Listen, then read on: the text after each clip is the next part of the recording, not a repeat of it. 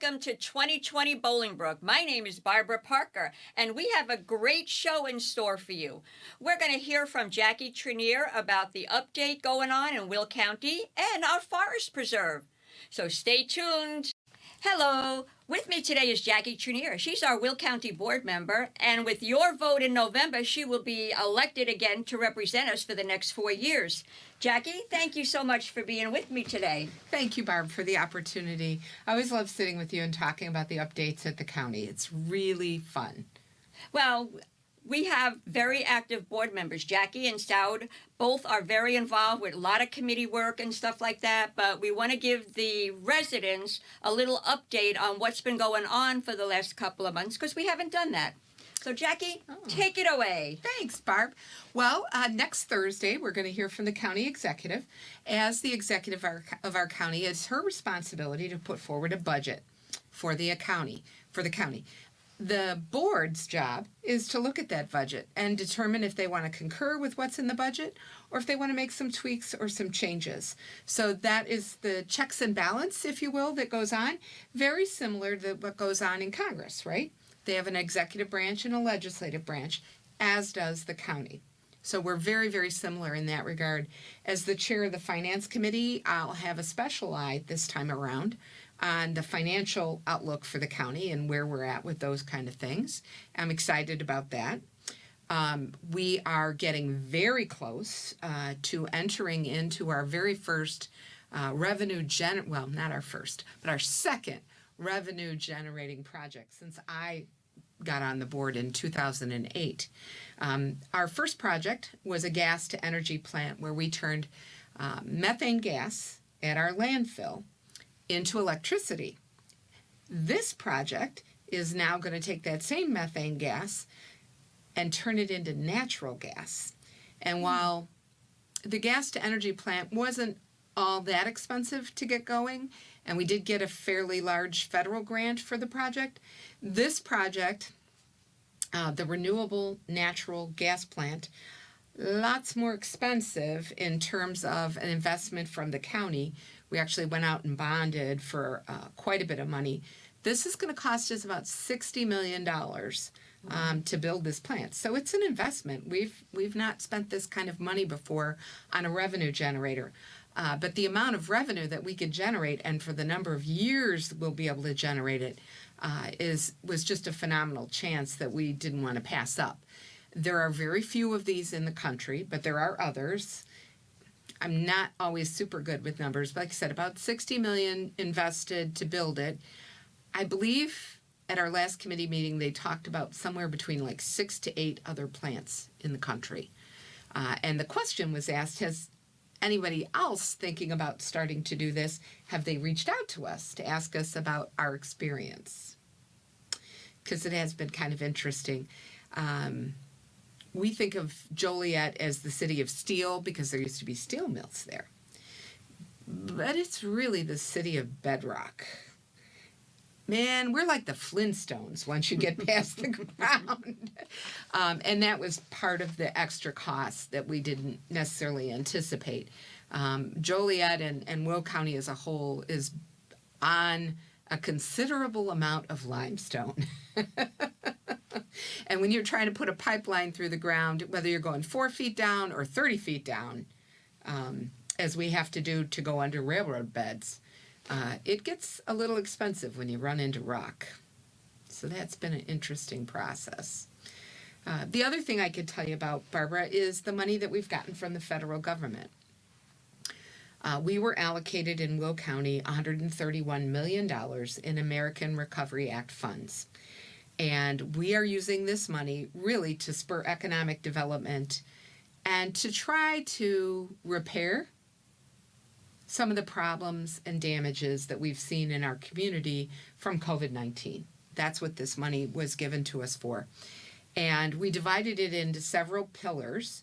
And today I can talk to you about 3 of them. Okay.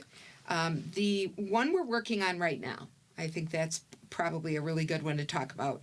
We haven't totally finalized about it, but it does have to do with economic development and recovery. And that economic development that we're looking at, it deals with household needs and small business needs. And so we're looking at businesses that were, or industries that were impacted by COVID and what their needs might be to help recover as we move forward. We're also looking at things like healthy children and daycare and household needs. We do have some programs ongoing that help people with rent and mortgage assistance. That has been very helpful throughout this whole process because so many people lost their employment or lost their daycare, which caused them to lose their employment, various household impacts. So that's the one we're working on right now. We haven't decided on the total dollar amount to each part, but it is $25 million that's been allocated to this topic of economic development, whether it be in a household or in... Now, when you say in a household, if somebody wanted to put solar paneling on their home, is that something they could apply to the county for, to pay for? No, not in this bucket of money. There Okay. are federal grants available for solar panels, for electric cars, electric charging stations for your car.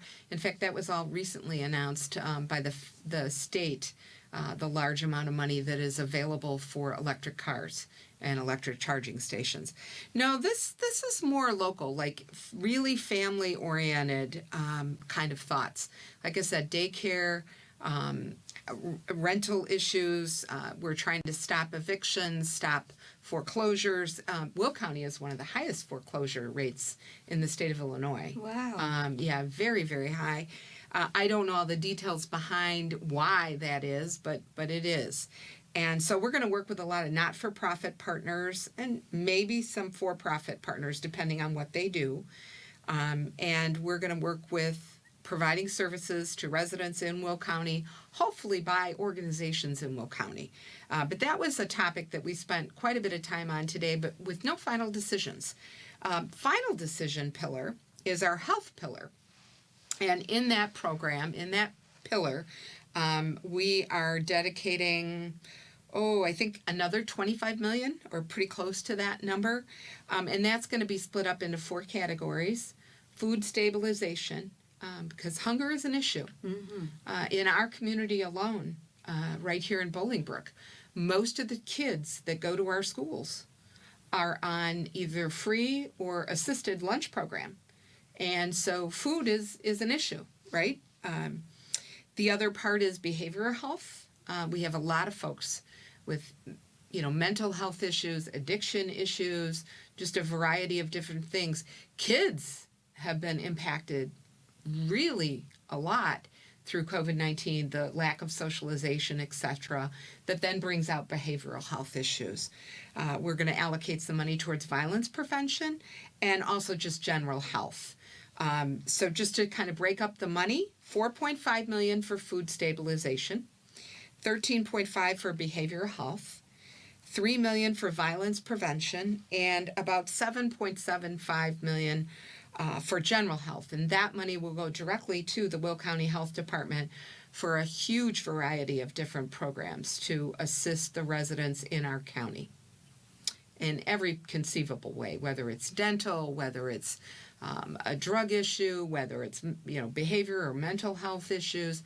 I mean, just a variety of different things. Now, if somebody needed help with not a medical bill, but say they have an issue that came up in their family and somebody needed to go see a health professional. Yes, and they could direct them from there. We have a community health center that provides all aspects of health, including dental.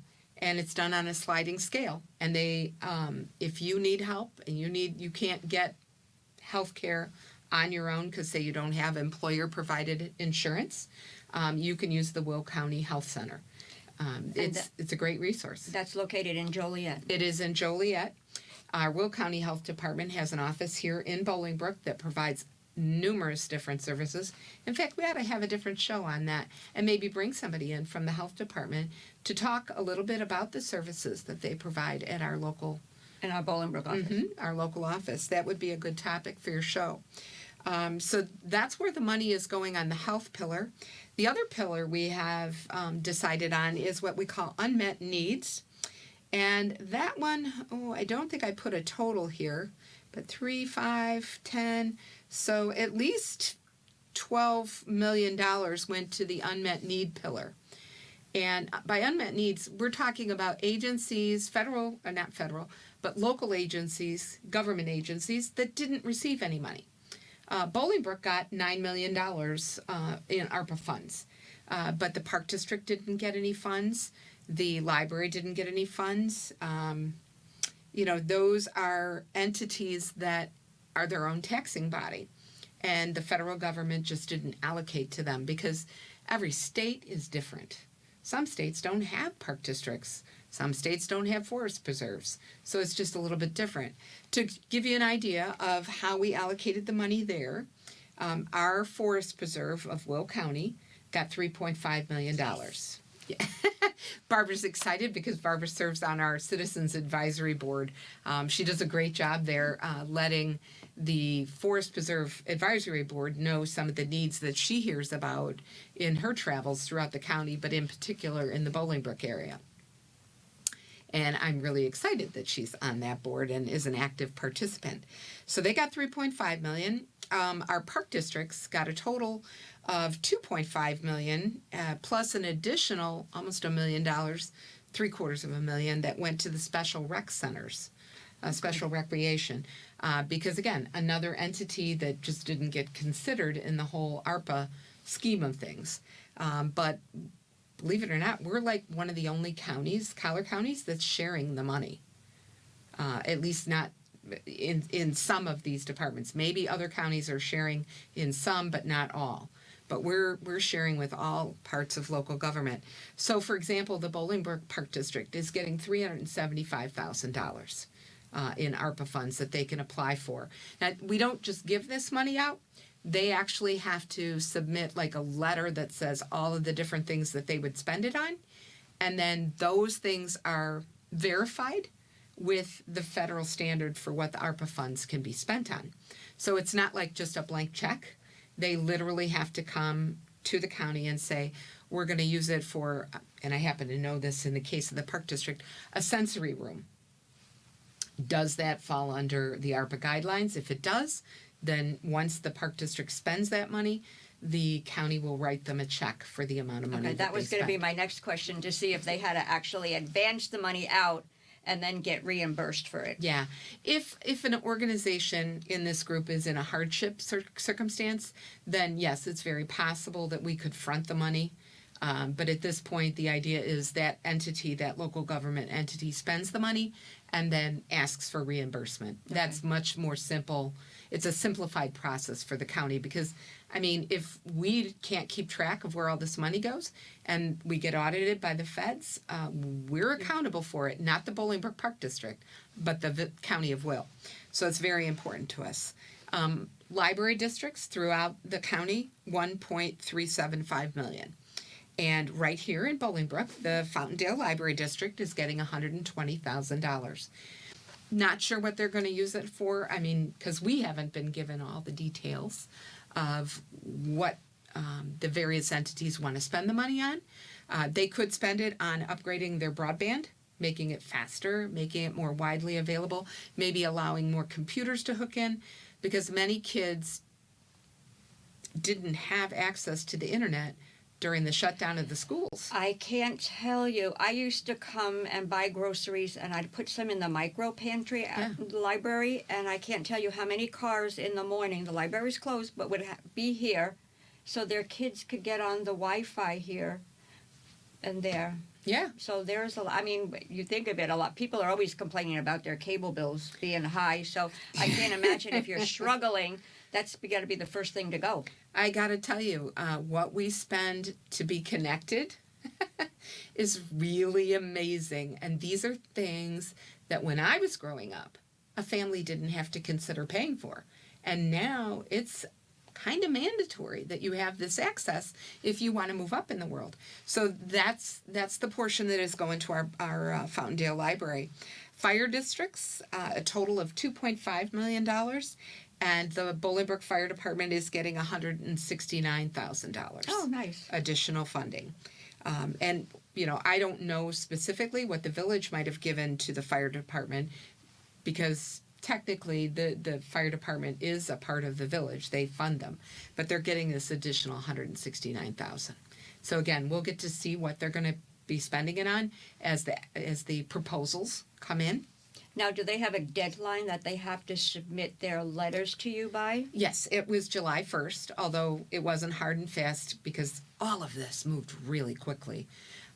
If they had an issue and couldn't quite get an application in for all of the funds or a letter in for all of the funds, we certainly would make allowances for that. We've actually, our consultant, Answer, has been on the phone walking different entities through the process. I think they mentioned today in the meeting Crete, and I don't know whether it was the township or the fire district or park district or what, but they had asked for monies for a certain thing and it didn't qualify.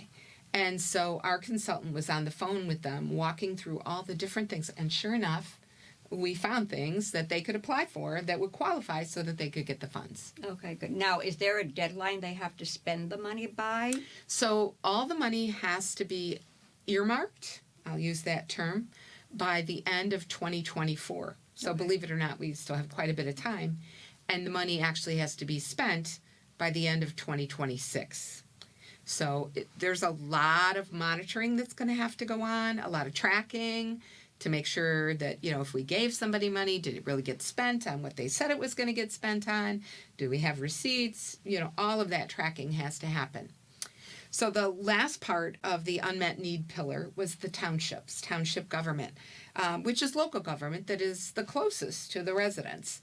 And that was $3.5 million, so on a par with the Forest Preserve. And so our own township, and I didn't write the number down here, I should have, but I believe it was 391,000. Did I get it right? Okay, yes, there you go. Yay for DuPage Yes, Township! and I didn't write it down because I thought I would just remember it. But we have a number of projects that we're looking at. Things for kids, the summer camp program. We're looking at another bus for the seniors. Definitely a van and a bus for the food pantry, because that's an area to help Refrigerated. refrigerated. So many different residents throughout our township, because we have hundreds of residents using our food pantry every week. So being able to give them the freshest, nicest, healthiest food is really, really important. So that is a huge chunk for DuPage Township, and as I said, $3.5 million for the total townships throughout the county, and we really tried to be equitable with the funds. We used a variety of different points, population size, current programming, what it would take, like for the example with the park districts, we're given size quite a bit of money to a couple of small villages in Will County. But it's like, if you don't give them at least $25,000, even if they only have 200 residents, they can't really do anything with the money, because even your most rudimentary playground costs $25,000. And we're talking real simple, real plain, real basic. And, shouldn't every community have a playground? So it's been quite a process. I've learned quite a bit about parts of the county that I don't represent as an individual, but that I do represent in the whole as a board member. And it's been really fun learning. This is one job where from day one in 2008, I have learned more about our local government and how things work than you could ever imagine. Really fun, though. It's amazing. I can't tell you I come from a city, we don't have township government and anything like that, so I'm from a big city. So when I moved here and found out about it, I'm like, wow, I didn't even know a township existed. Yes. We didn't have it. But now that I'm involved with the township, I see how much good that they do for the community. Mm-hmm. And with getting this extra money, there's so much more that they'll be able to do. Yes. So that's Super very important. nice. So thank you, Will County. Jackie, I'm hoping you could give us a little update on Hidden Lake, since that was such a sore topic the last couple of months here in Bolingbrook. Yeah, it was very painful. We purchased the property and closed on it around the end of January, and immediately afterwards, the park was vandalized, the Hidden Lakes portion. The computer board that runs the pump that keeps the lakes full of water was totally destroyed. And if you haven't figured out there are supply chain issues in our country by now, well, you're going to get to hear about it today. So due to supply chain issues, we couldn't get a new master computer board to run that well pump. And because of that, the lakes kept lowering and lowering and lowering. Most people probably don't realize those are man-made lakes, and the water source is strictly from an underground well. Many, many eons ago, I think they got some of the water from the DuPage River that runs behind there. But by getting water from the river, you subject those lakes to contamination and lots of other issues. And so at some point, it was just totally decided that it would only be from well water. Well, one of the lakes, I think, went completely dry. Another one was really close to completely dry. We got the new pump. Things are going really well. The main first lake that fills up is completely full now, and the others are coming along very nicely. I think the one that was completely empty has some water in it now. It's slowly, and hopefully soon it'll come back to life, but that's the one that's dragging its feet a little bit. Yeah. Well, you know, we've got the weather to contend with, too. It's hot, and when it's hot, you get more evaporation. Hopefully, we've had a lot of rain, so hopefully that helps a little bit. But if the sun keeps coming out, it does dry it up. If you look at my rain meter, all this rain we've had, I got nothing in it. So it just kind of evaporates into the air because it's just so hot. But we have a lot of plans for that place, and I'll come back on your show next month. We'll talk about the plans. By then, the bait shop will be finished, or at least started, if not finished. It's a prefab. And we'll talk more about what's going on with Hidden Lakes. I do want to mention, though, Wallen Lake, which is connected, has had some parking issues over the years. And because it is so popular, the dog park and etc.